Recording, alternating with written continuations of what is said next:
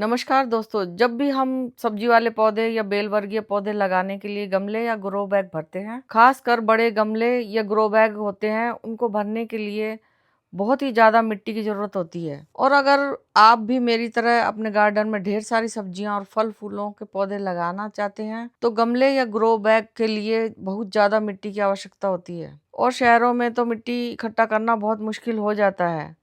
तो आज मैं आपको बताऊंगी कि कैसे आप बहुत कम मिट्टी का इस्तेमाल करते हुए भी बहुत आसानी से बड़े से बड़ा गमला या ग्रो बैग को भर सकते हैं, वह भी आपके किचन के कचरे से, जैसे फलों और सब्जी वगैरह के जो छिलके हैं उनका यूज करके, और वेस्ट कार्डबोर्ड का इस्तेमाल करके, और अपने गार्डन से निकलने वाले वेस्ट का यूज करके छोटे से छोटा या बड़े से बड़ा गमला या ग्रो बैग बहुत आसानी से भर सकते हैं। और इस तरीके से आप ग्रो बैग भरेंगे तो आपको 4 से 5 महीने तक अपने पौधे को खाद देने की जरूरत नहीं पड़ेगी, और आपका पौधा अच्छे से ग्रो करता रहेगा और उनमें ढेर सारी फल फूल और सब्जियां आती रहेंगी। तो आप वीडियो को अंत तक जरूर देखें। तो जो तरीका आज मैं ग्रो बैग भरने का बताऊंगी, इस तरीके से आप किसी भी साइज के गमले या ग्रो बैग को भर सकते हैं।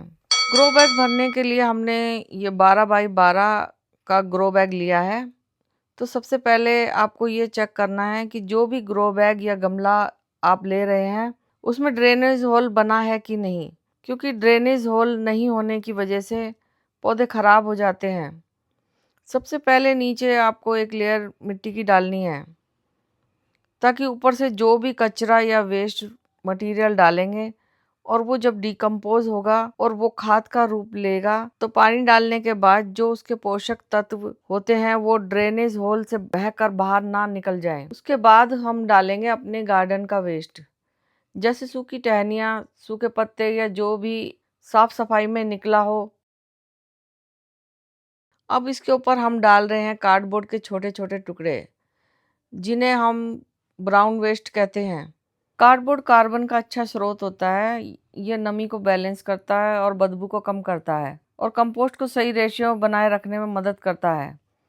अब अगली लेयर में हम डाल रहे हैं किचन वेस्ट, जैसे संतरे के छिलके, प्याज के छिलके, सब्जियों के टुकड़े या सूखे फूल। ध्यान रहे आप इसमें पका हुआ खाना बिल्कुल भी ना डालें। ये ग्रीन वेस्ट नाइट्रोजन देता है जो कंपोस्ट को तेजी से बनने में मदद करता है। अब इसके ऊपर थोड़ी सी हल्दी छिड़क देंगे। हल्दी में प्राकृतिक एंटी फंगल और एंटी बैक्टीरियल गुण होते हैं, जो हानिकारक फंगस और कीड़ों को बढ़ने से रोकते हैं और सड़न को कंट्रोल में रखते हैं। अब फिर उसके ऊपर एक पतली लेयर मिट्टी की डालेंगे, ताकि नमी बैलेंस रहे और खाद बनाने की प्रक्रिया फास्ट हो। इसके बाद हम डाल रहे हैं टमाटर के पौधे से निकली हरी पत्तियां, जो हमने टमाटर के पौधे पर कटाई छटाई की थी, तो वो हमने कलेक्ट करके रखी हुई थी। इसी तरह गीले और सूखे कचरे की लेयरिंग करते रहें, क्योंकि यही इस कंपोस्ट को बनाने का प्रोसेस है। अब हम डाल रहे हैं इस्तेमाल की हुई चाय की पत्ती, जिसे हमने पानी में 2-3 बार धोकर धूप में सुखाकर रखा है। चाय की पत्ती में नाइट्रोजन और थोड़ी मात्रा में पोटाश होता है, जो मिट्टी की उर्वरकता को बढ़ाता है और सूक्ष्म जीवों की संख्या बढ़ाता है। इसके बाद अगर आपके पास नीम की पत्तियां हैं तो आप इसमें नीम की पत्ती डाल सकते हैं। अगर आपके पास नीम की पत्ती नहीं है तो आप इसे स्किप भी कर सकते हैं। मेरे पास ये है इसलिए मैं डाल रही हूँ। नीम में प्राकृतिक कीटनाशक गुण होते हैं, जो पौधों को कीटों से बचाने में मदद करते हैं। अब फिर से एक लेयर मिट्टी की डालेंगे और फिर से ब्राउन वेस्ट, जैसे सूखे पत्ते या कार्डबोर्ड डालें।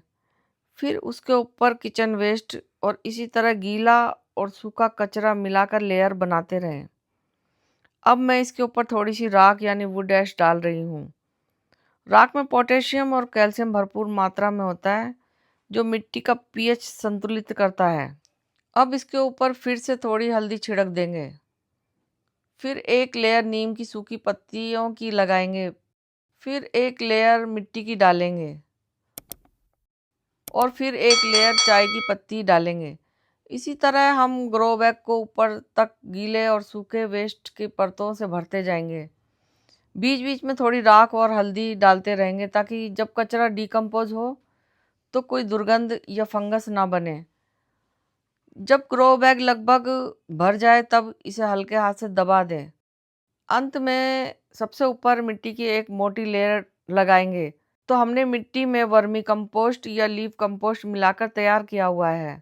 तो ऊपर यही कंपोस्ट वाली मिट्टी डालकर ग्रो बैग को ऊपर तक भर देंगे। फिर इसमें आप कोई भी बीज या कोई छोटी सीडलिंग इस तरह गड्ढा बनाकर लगा सकते हैं, या फिर आप 10 से 15 दिन के लिए इस ग्रो बैग को छोड़ सकते हैं और उसके बाद कोई भी पौधा लगा सकते हैं। तो आपको 4 से 5 महीने तक कोई खाद देने की जरूरत नहीं पड़ेगी। और जब आप इसमें कोई पौधा लगाएंगे, जब तक वो पौधा बड़ा होगा और उसकी जड़ें नीचे तक जाएंगी, तब तक यह कचरा डिकम्पोज हो चुका होगा और अच्छी खाद बन चुका होगा। और वह खाद गर्मियों में आपके पौधों को भरपूर फलने फूलने में मदद करेगी।